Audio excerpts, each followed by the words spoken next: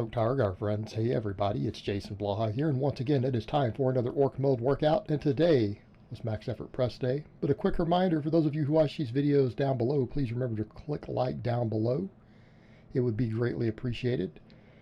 Good training session today, but a lot of it was very humbling, and we'll discuss all of that. And you know, when I have to do humbling stuff like rebuilding up my shoulder strength,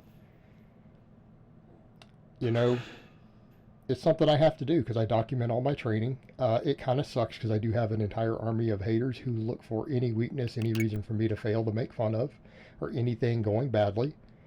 And you know what? I still put it up here. Have to, because it's what I do. Right? It's accountability. So, you know, let them talk. I'll be up to a 400 bench. I'll be up to a 650 squat. Whatever. So, I went back to close grip today like I said I was going to do. I stopped here. This felt a little tough at the lockout. Just 295 plus 30 chains. Calling it as a training max. Didn't want to get too grindy. I definitely felt my shoulders. I felt that weakness in my shoulders on this. And so again, I knew that was going to be the case. I kind of expected that. And I knew I was going to have to put in a lot of shoulder work today. And since it's going to be real high reps, it's going to be light, embarrassing weight. So we went ahead and did the closed grip bench again today. Same weight I did last time, you know, 165 for 3 sets of 20. Trying to pause everything. So this is 3 by 20 paused. So realistically, again, guys, you're going to be over a 300-pound bencher if you can do 3 sets of 20 with this with a pause. So I'm working at what I predict is roughly, because I haven't maxed lately on my close grip because I know I've regressed because of the shoulder strength and everything. You know, I'm estimating 50%. I may need to go ahead and bump this up. We'll probably try to micro load it up from here. See if I can add 2.5 pounds next time. Because these went good. I got all of them. Last rep was a little tough on each one. And particularly as I get further in, I try to pause. The last couple reps I'm trying to do a good pause. I know they're going to be hard. I do a nice long pause on them and knock them out. And here's what we did different today, because I knew I was going to do a lot of shoulder pressing. I was going to do both incline and overhead. Weak at those right now. I went ahead and rotated, and I do this for some of my clients sometimes, and I've written stuff in the past like this, where I do a press, and then I do a pull. So I decided to go ahead and do my rows, and what I'm doing to space those out, so I'm going to do rowing in between the different presses. I'm going to try to just get all my rowing volume in on upper days. And I did 7 total sets today. Right, we did 7 total sets between 2 types of rows. And I'll get my grip training out of that by doing the axle bar stuff at the end. So since my lats are already a little bit fatigued because I've done other rowing, it will make less concern for my back and lats, making sure they're getting enough work. But they are. And I need to bring my lats up more for some of my lifting. My whole middle back feels a little weak in some certain types of my squat variations. Okay. Quads are not my weak link at all. Even though I'm training quads, yeah, but we'll cover that next time. Let's stick with upper body. But I did my closed grip benching, and I'm going to stick with closed grip for a while. I'm better at it. It's easier on my shoulder. And then I ended up doing my Pendlay rows after. I bumped them up. I did 155 last time with the overhead grip. A little too light. I did 160 today. I got on my 3 by 20. I need to bump it to 165. Because especially I was doing 5 sets at first. So I'm like, well, it's going to be a little hard to maybe hit the weight I was doing supine for the 3 by 20. But doing 3 by 20 with this, I could tell it was a little light. So, and I do those next after the pressing. And some of these I touch and go a little bit, slight touch and go. I'm still coming to a stop. And then I get into more pausing as I go, especially after I get to the 10th rep. I need to make sure everything's kind of paused. Everything's paused. And again, especially the last few reps. I want to take nice long pauses at the end. Sink it. Drive. Right, as we're doing right there. But that'll need to come up. But yeah, the rowing, I had a rep or 2 in the tank. So I need to go ahead and take these up. Now that I'm getting used to the overhand grip again. Which, you know, interestingly enough, I still feel a lot of bicep with that. So again, I know biceps can be a weak link for me on some of my rowing if I'm not careful. So that's why we're doing curls at the very end of the workouts.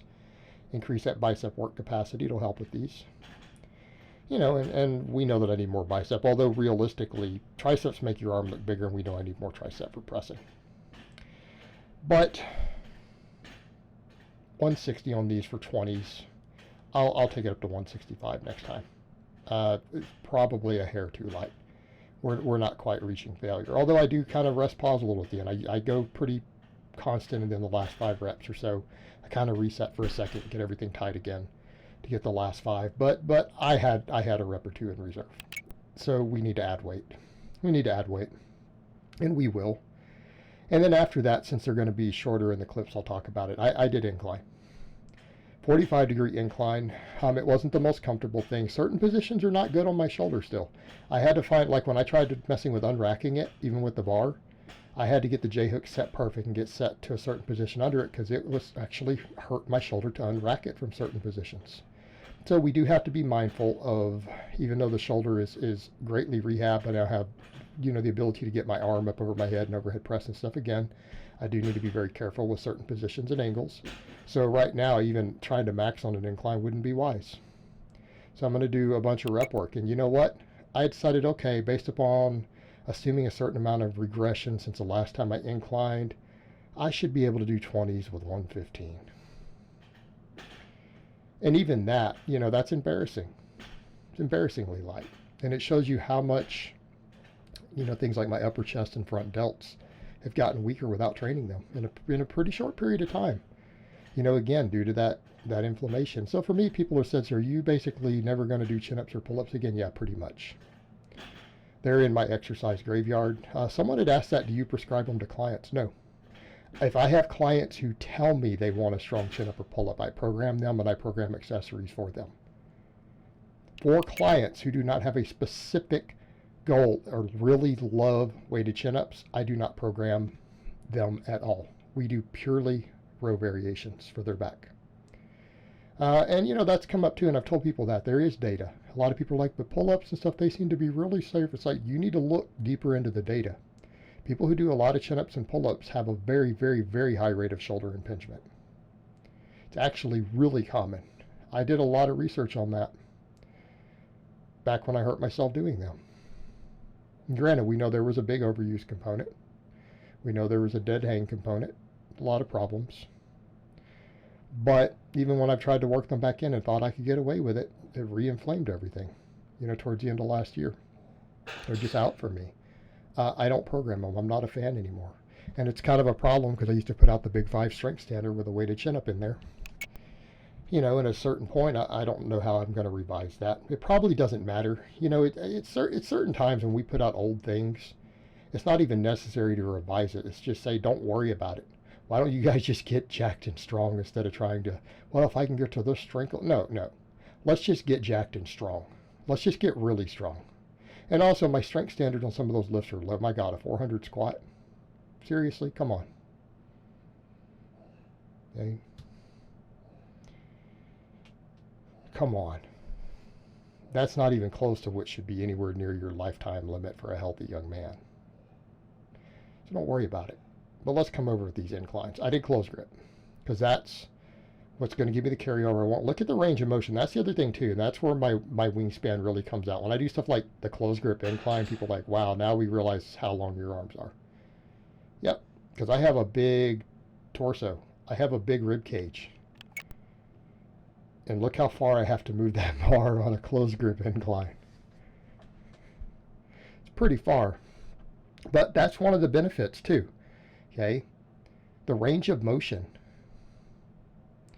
If I'm looking at this to build up these muscles to get stronger, and I need to bring up my whole upper chest and my delts and everything, look at that range of motion. That's some good hypertrophy work. And again, I need people to understand size equals strength potential. But this is humbling. I got like 16, and I managed to squeeze out 17 reps on the very, very last set. I thought I was going to get 20 with this. I didn't. I couldn't even get 20. And this was uncomfortable. Like my body was kind of, it wasn't painful, but my body is like, I am not used to this movement. My shoulder was not used to this angle again. It hasn't moved anything in that angle. And it's just kind of like, yeah, what are you doing to us? But I'm going to have to work it. And we're going to have to start with light weights. I'm going to have to rebuild those muscles involved with those ranges of motion. Incline, overhead, all of that. and I'm going to have to rebuild my shoulder strength and the musculature. Fortunately, we've got muscle memory, and that'll hopefully help.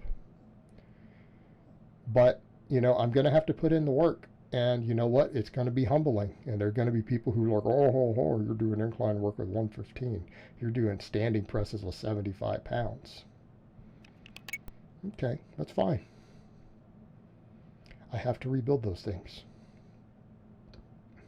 This is why we need to learn certain lessons on not getting hurt. Maybe exercises like pull-ups and chin-ups are fucking stupid. There, I said it. As someone who's been seriously injured by those exercises at this point, you know, for obvious anatomical reasons, I'm not a big fan. Why? What do we get out of them? Yeah, there's a tiny minor sport where it's a contested lift, but my God, there's other things we can do to build all those muscles. You can build lats and biceps with other stuff like these. So, you know, lessons learned, guys. If something hurts you, you might want to research and figure out why. Maybe it's the way you're doing it. Maybe it's overuse. Maybe it's an exercise with a long history of hurting people. You need to figure out what's causing that. Figure out if you can do it safely or not. And if you can't, then you need to not do it. So I did 4x15 on these axle bar inverted rows to finish my back and grip. I was limited to 15 because of my grip. My grip was slipping on that axle bar. My lats still got a good pump, but that's the beauty of doing the other rows first. The bigger lift. It's like, okay, then we just know that my lats are getting finished off with a little bit of extra work while still getting all that forearm and grip work, because I need the grip work. And the axle bar is probably the best grip tool that I have available. This thing is a beast. So even just doing the inverted rows with it to failure, 4 sets, good grip training. Now, it's going to be interesting when I deadlift the next days after some of these. But you know what? We'll deal with it. And I can always do a little extra grip work on my lower days after. And then I really need to have 3 days off from no grip work of any type every week. But yeah, those were tough. That grip was slipping. Then we went to our overhead press. Of course, I had to kind of click my shoulder at first to get the bar going. It didn't want to do these then after the incline. And the first set, my right shoulder sounded like a bowl of Rice Krispies. And that's okay. It wasn't painful. It just, again, a lot of the tendons and things, and the joint, it crackles in certain positions. It doesn't do it every time. And a lot of times I have to do a lot of movement in the mornings for it, and sometimes it goes through a bunch of crackling sounds while I do various movement just to keep moving the joint and rotating it and everything. But I have to keep it moving, okay? And I think that's a big concern there, where why we get some of that too, because again, if we're not doing certain normal movement patterns for a joint because something has been inflamed or hurt, we have to be careful of things like scar tissue and mobility problems that build up. So I have to keep it moving. Okay. We have to regain all that mobility and range of motion. I have to keep hammering those rear delts, which again seems to help more than anything. But you know what? These are tough. 75 pounds, 3 sets of 20 was hard, especially after doing that other pressing. And I know people will laugh because they've seen me, you know, strict press 225 quite a few times over the years. But I've got to rebuild it. And we're going to have to rebuild it 1 rep and 1 workout at a time, while trying to focus on keeping that shoulder healthy, keeping it happy, maintaining the range of motion. Okay? And we'll get there.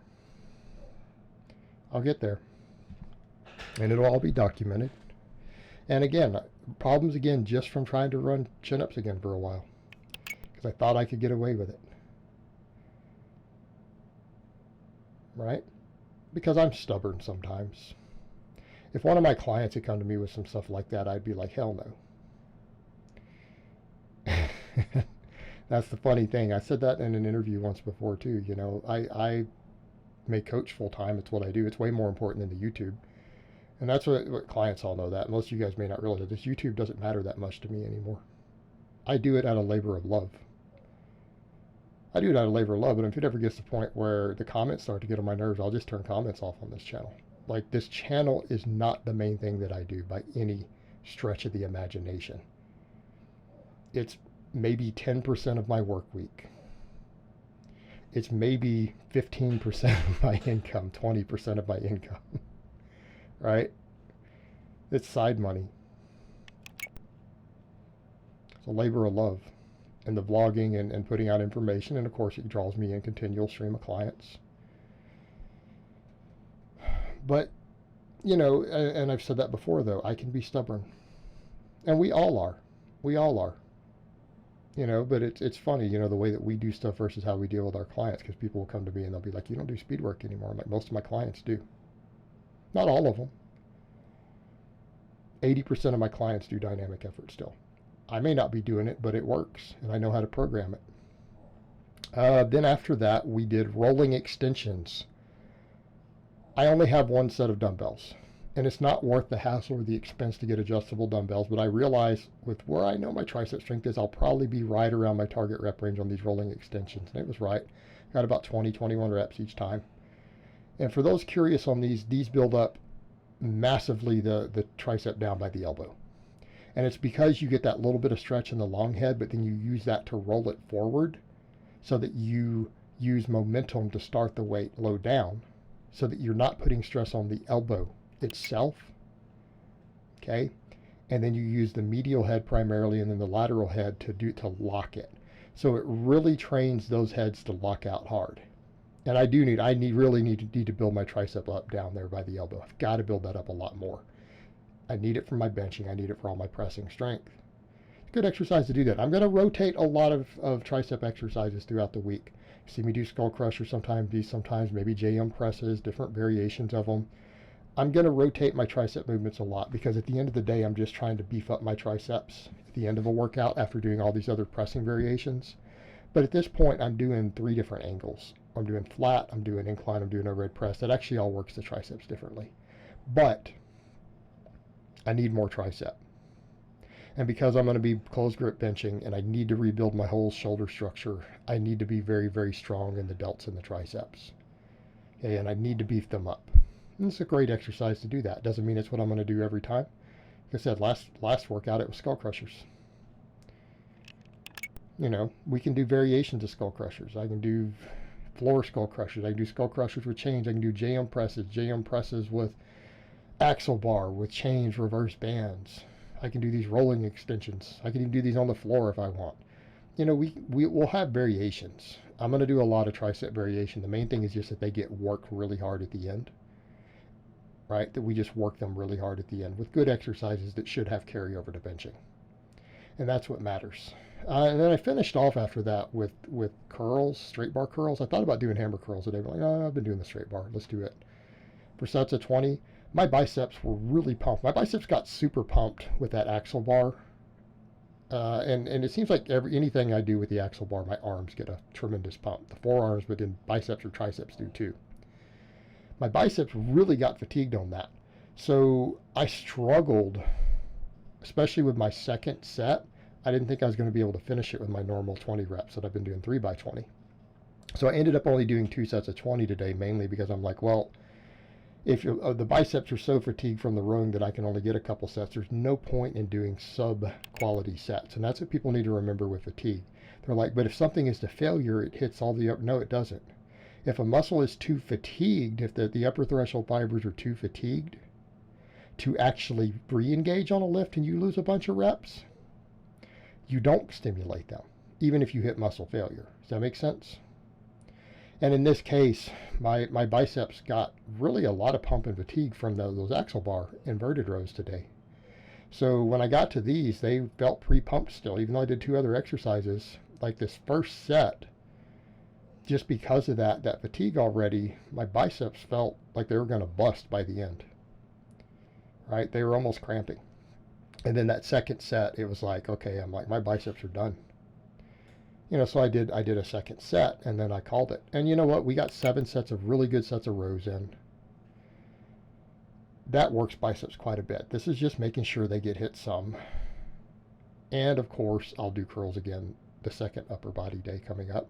So I'm still doing curls twice a week no matter what, but there's going to be days where I may not do all 3 sets of an exercise. The fatigue is just getting too high, and the sets are going to get low quality. there's a point where you say, okay, if I'm only going to get 15 reps if I try another set in 2 minutes, there's no point. There's no point. We're just doing junk volume at that point. I'm already doing a lot of volume. So I called it at 2, and it was a good workout. Like I said, some of it's humbling. We're going to rebuild those areas. And I hope it's been informative, and I will talk to you guys next time.